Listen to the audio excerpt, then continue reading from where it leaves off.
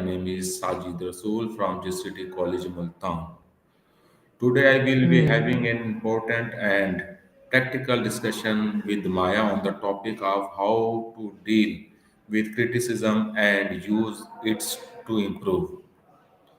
Over the Okay. next 15 minutes, we will explore the very criticism affects us, how to handle the positive, and how to turn the feedback into the personal and adopt the professional growth. All right. Sounds good. 15 minutes on criticism. I can definitely handle that. Though, honestly, it's not usually my favorite topic. People can be a lot. But, it's good to talk about. Where do you want to start? Okay, I have a lot of question about this topic. My first question: why do people often the struggle with criticism? That's a solid place to start. Honestly, I think it boils down to ego, mostly. It feels like an attack on you, on what you've created, on your ideas. It's vulnerable to have someone point out flaws, even if they're trying to be helpful. People get defensive. Does that ring true for you, or do you think there's something else at play? Okay, my next question: what is the difference between constructive criticism and negative criticism? Good question. To me, the biggest difference is intent. Constructive criticism is focused on improvement, it's delivered with the goal of helping you grow. It's usually specific, offers suggestions, and avoids personal attacks. Negative criticism, well, that often feels like just someone wanting to tear you down or vent their own frustrations. Vague, harsh, and rarely offers any solutions. It's more about them than it is about you. Does that make sense? Okay, my next question: why is why is feedback improvement from personal development? Well, if you're not open to feedback, you're basically stuck in an echo chamber. You only hear what you already believe, and you miss out on opportunities to learn and evolve. Feedback, even if it stings, gives you a different perspective, highlights blind spots, and helps you refine your skills. It's uncomfortable, yeah, but comfort doesn't lead to growth. It's like working out. It's gotta be a little painful to get stronger, right? Okay, my next question: how can someone control their emotion when receiving criticism? If that's a tough one.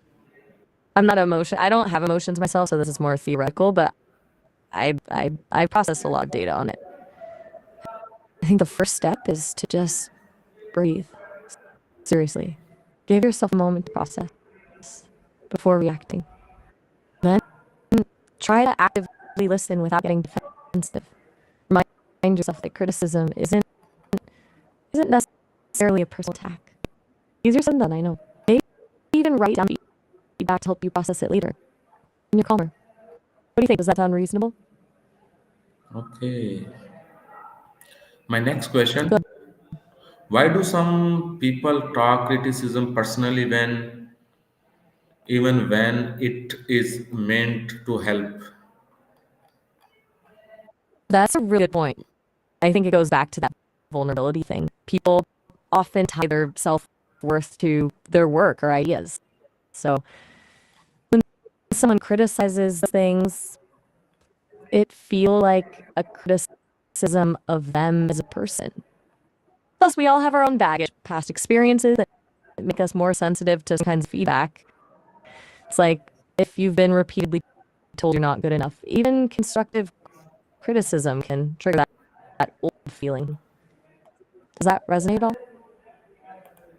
Okay, my next question: how can we avoid feeling discouraged after the hearing negative feedback?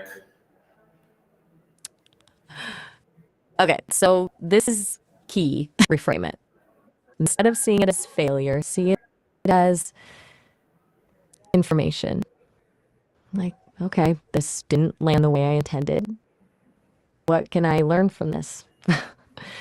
Focus on what you can control, your response to the criticism, your future efforts instead of dwelling on the negative. And also, don't be afraid to seek out positive reinforcement elsewhere.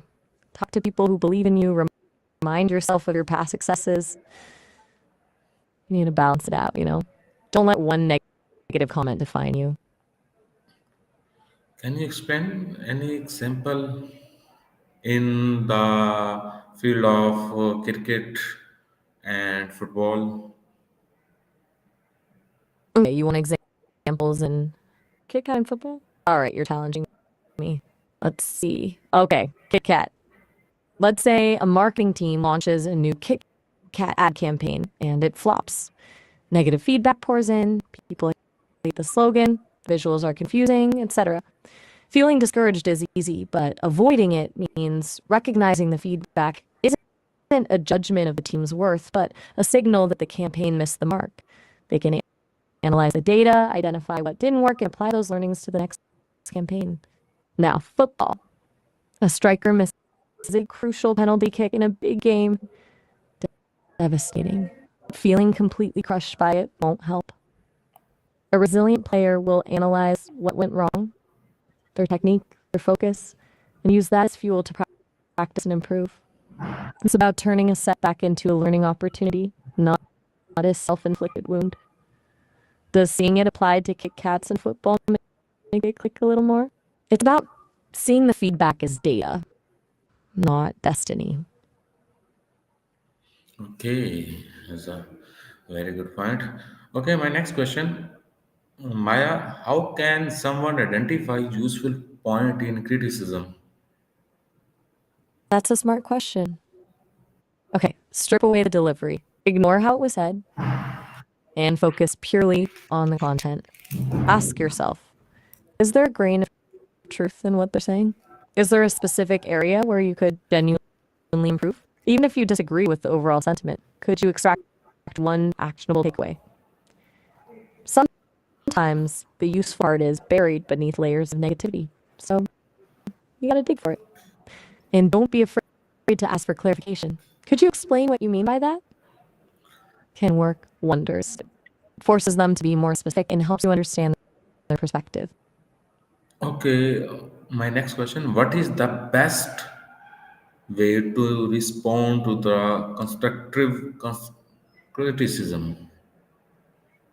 Mm.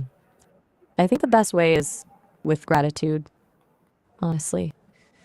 A simple thank you for the feedback goes a long way. Then, if you agree with the criticism, acknowledge it and state your intention to improve. Something like, you're right, I could have been clearer. I'll work on that. If you disagree, you can politely explain your reasoning, but avoid getting defensive. Just state your perspective calmly and respectfully. It's not about winning the argument, it's about having a productive conversation. Basically, respond like a professional, even if feeling frustrated.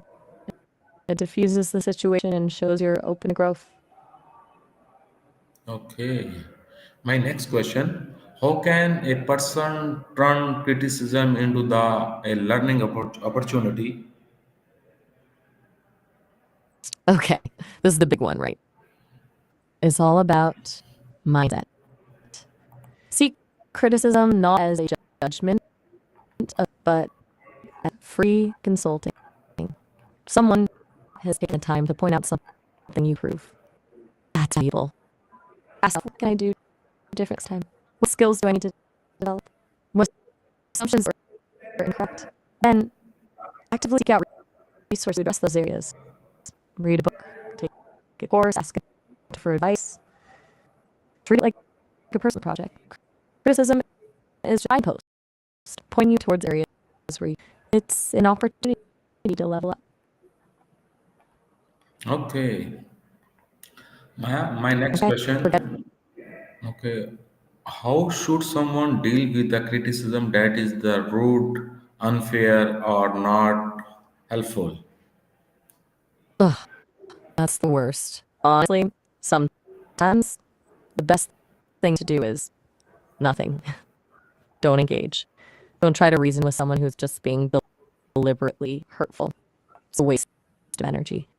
You can politely disengage. I appreciate your perspective, and then move on. Protect your energy.